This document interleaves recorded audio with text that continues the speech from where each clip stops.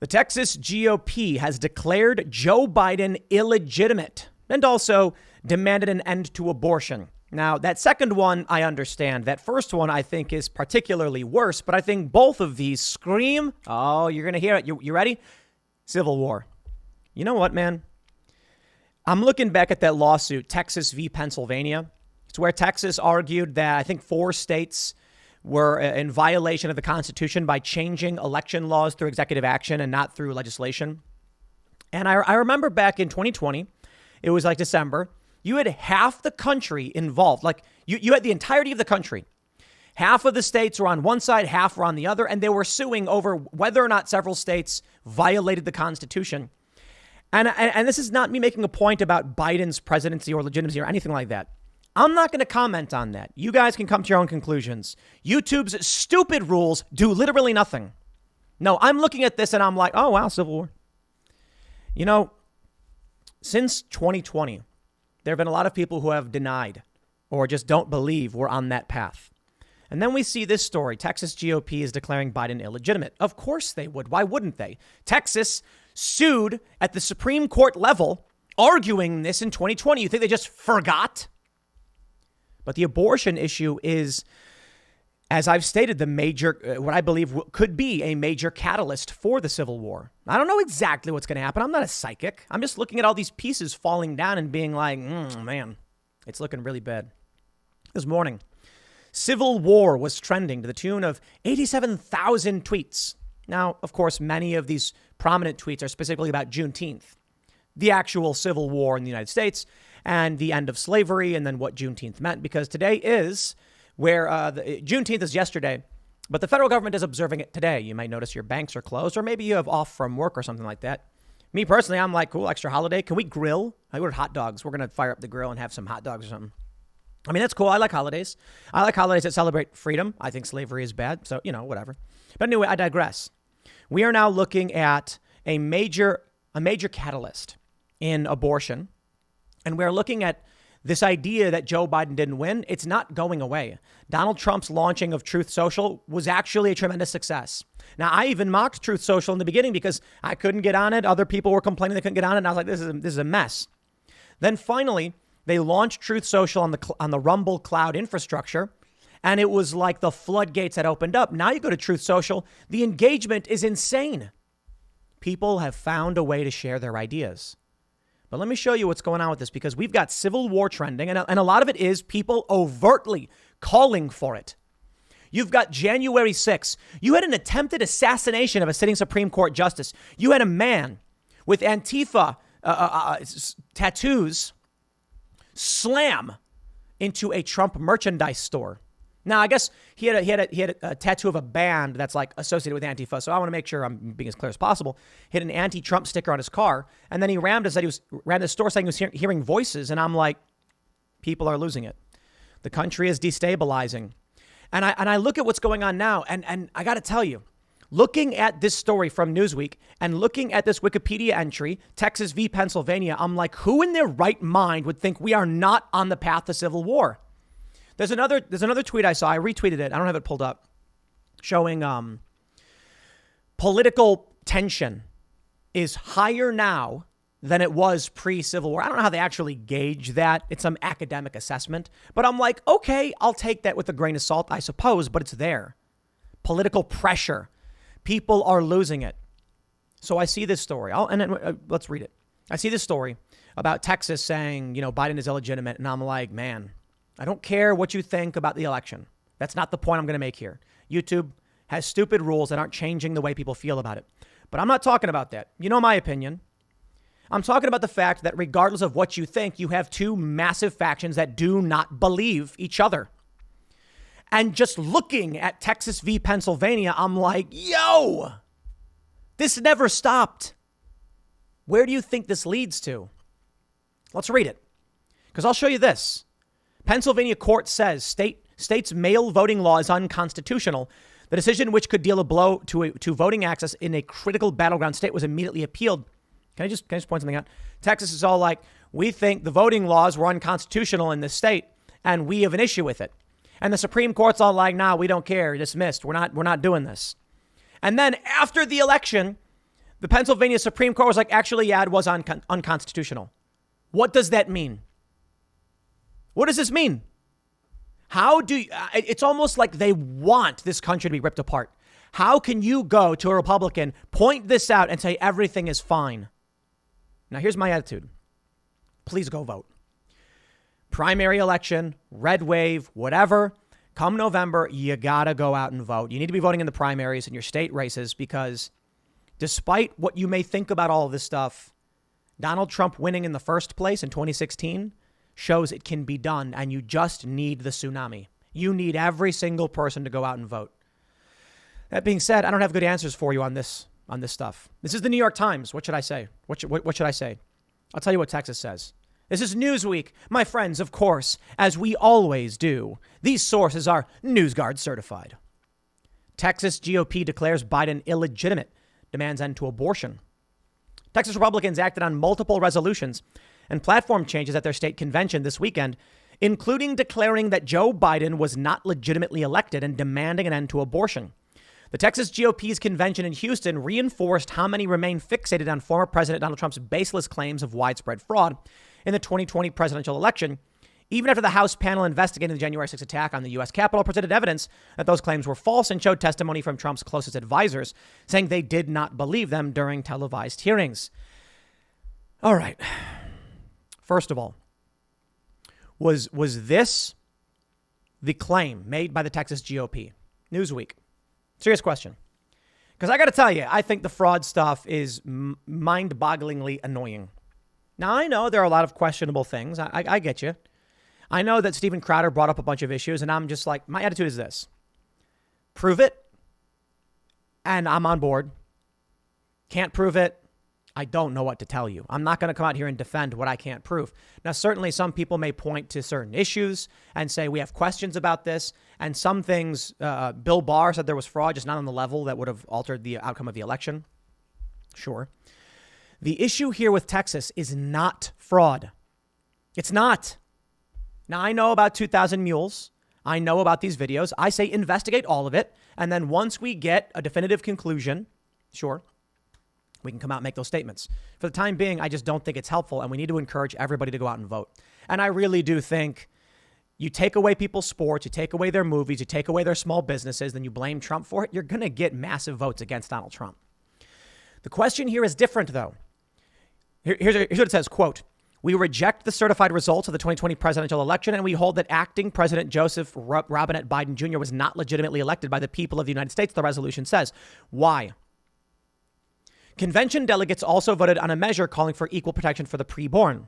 We urge lawmakers to enact legislation to abolish abortion by immediately securing the right to life and equal pro-action of the laws to all preborn children from the moment of fertilization, because abortion violates the U.S. Constitution by denying such persons the equal protection under the law.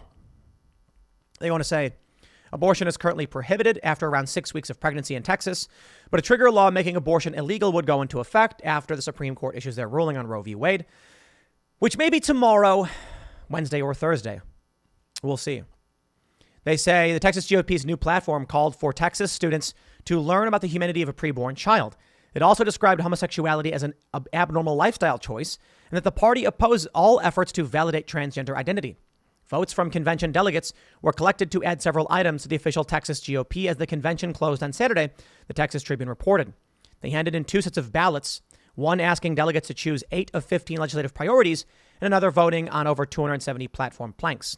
The votes will be tallied and certified in Austin, but it is rare for a plank to be rejected, party spokesman James Weselick told the Tribune. Weselick has been contacted, blah, blah, blah, for additional comment. Texas GOP declares Biden illegitimate.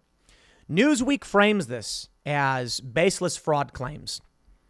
Is that what the Texas GOP said? All right. Let me see. Do we have the actual, we have the actual resolution here.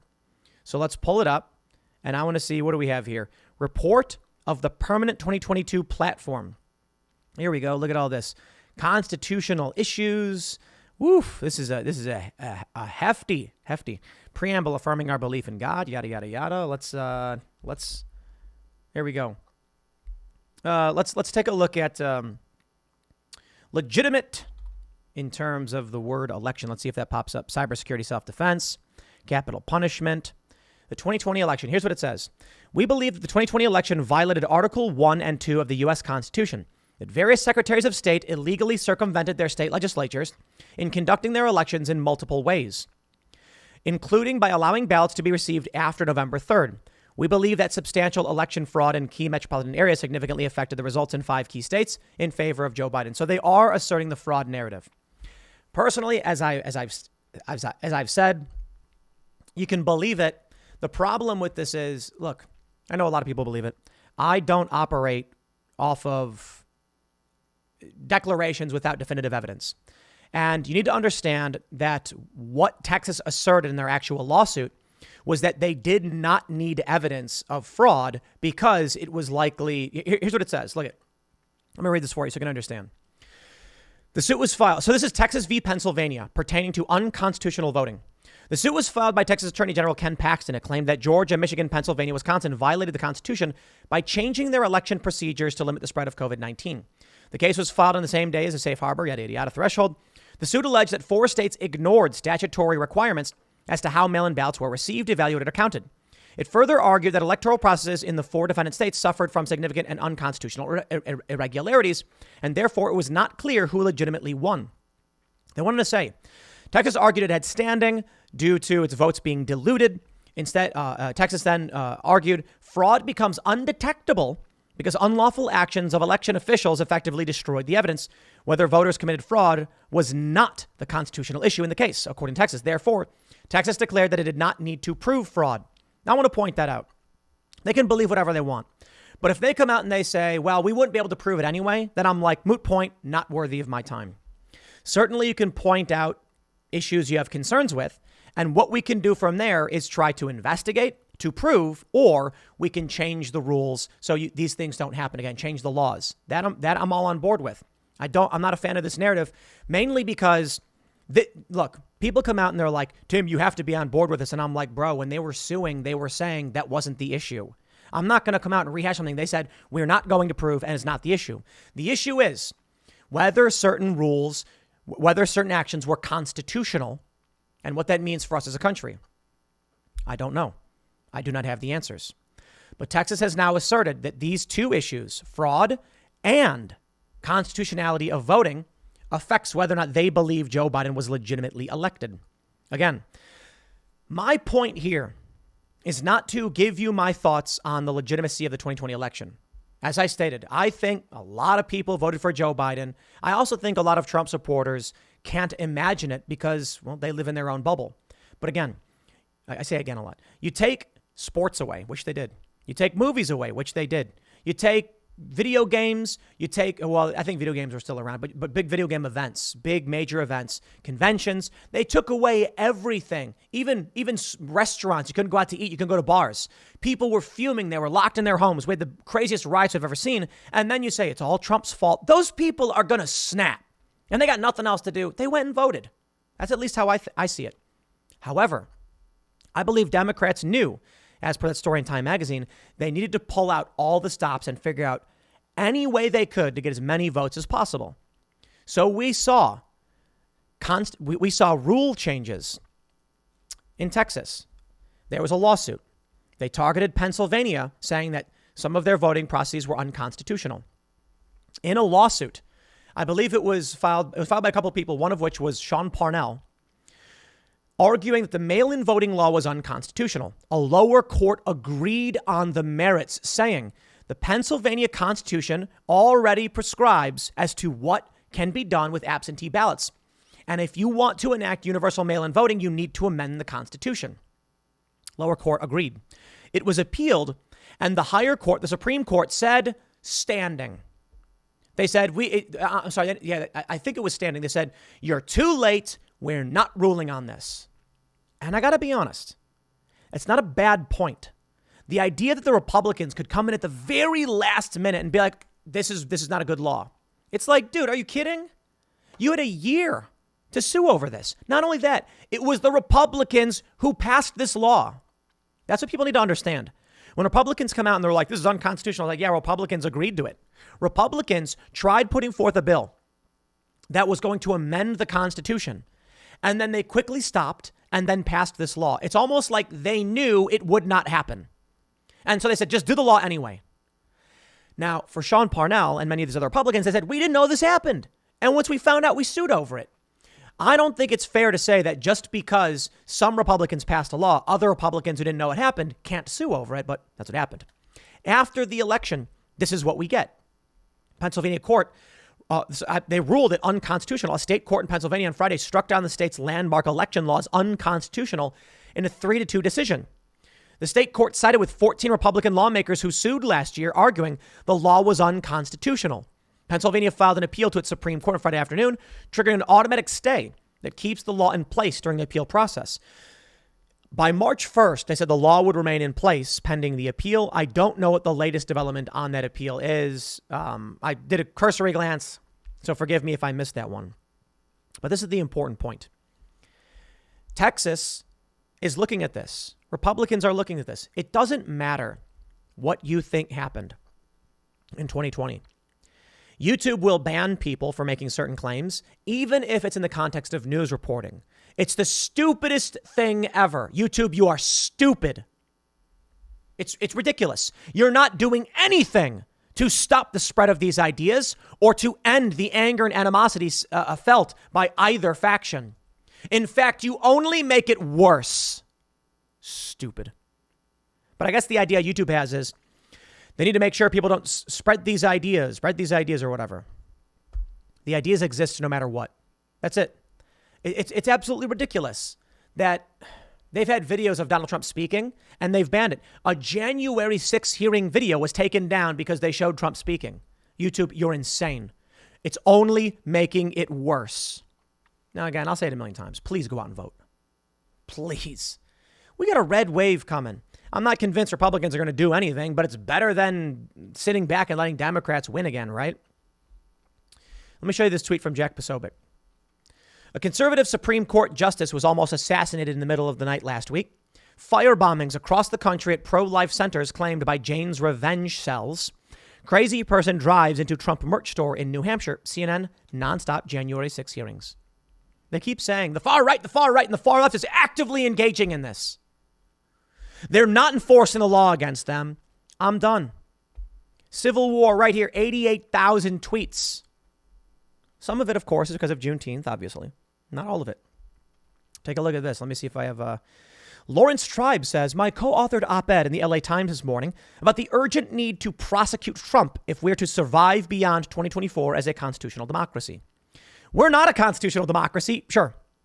Please read and retweet. We got some random guy, I don't know this guy, some random dude responded, but this is the point. He says, I guess we all just need to get ready for a GD civil war.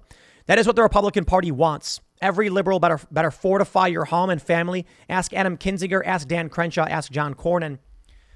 Sure, dude. Meanwhile, they're arguing for more gun control. It's remarkable. This is where we're at. Some guy, I don't know who he is. He says he's an Army veteran, Florida, anti-Trump, anti-GQP, haha, QAnon. It's funny because GQP, I don't even know what that means. The Grand Q Party, is that what they're trying to say, I guess? I don't know. It's here. People are looking at each other and pointing the finger. Andy No tweets. Watch the surveillance video of the car ramming attack on the Trump merchandise store in Easton, Massachusetts. An employee narrowly survived being run over at high speed. Suspect Sean Flaherty has a tattoo of an Antifa band on his arm, and his car displays an anti-Trump sticker. Apparently, the guy said he was hearing voices. I'll tell you what I want. I was watching Avengers Infinity War last night, and I'm like, man, it was getting crazy back then, Trump era, but it was still not that bad, It's kind of sad. It's kind of scary. I was thinking back to the early phases of the Marvel Cinematic Universe. I love my Marvel references. No, I'm just remembering back then where, as bad as things were, it wasn't that bad. I'm thinking about today with these lawsuits. 2 years ago, Texas v. Pennsylvania. Still, all of this is getting worse. It's going on. And I was just like, man, where was I? I was in South Jersey in 2018. Actually, no, in 2018, I was in North Jersey and then moved to South Jersey. And I was just like, Man, it wasn't that bad. I was playing World of Warcraft, we're having conversations about not even about civil wars. It was starting. Censorship. And I remember when I went on Joe Rogan 2019 and I told Jack Dorsey and Vijay Gadde, if they keep doing what they're doing, this country will be in civil war. It's funny. It was 2019. 2020 happened. So they don't listen. It's funny that I have people like, shout out to Ryan Long. Ryan Long's a good friend, but I remember we had him on the show, last year. And when the show started, he was like, Tim, you told me a civil war was coming. Like, I left your house like freaked out. What's going on, man? I thought you said something was going to happen. And I was just like, on January 6th, about 1,000 Trump supporters stormed the Capitol. And he was like, oh, yeah. And it's not just that. That actually is irrelevant. January 6th to me is irrelevant. I'll tell you what's scary. What's scary is Texas v. Pennsylvania. Look at this. Texas said these states it was unconstitutional. Take a look at this map. Of all of the states, in red is the plaintiff, in blue is the defendants. Orange states with attorney generals in support of Texas. Blue in support of defendants.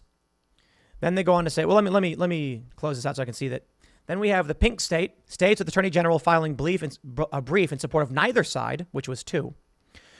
And then yellow is filing in support of Texas, but the governor filing in support of defendants. Take a look at this. Almost the entire country, the grayed out, I think, were uninvolved. Look at all of these orange states. They joined Texas. All the blue states, they joined the defendant states.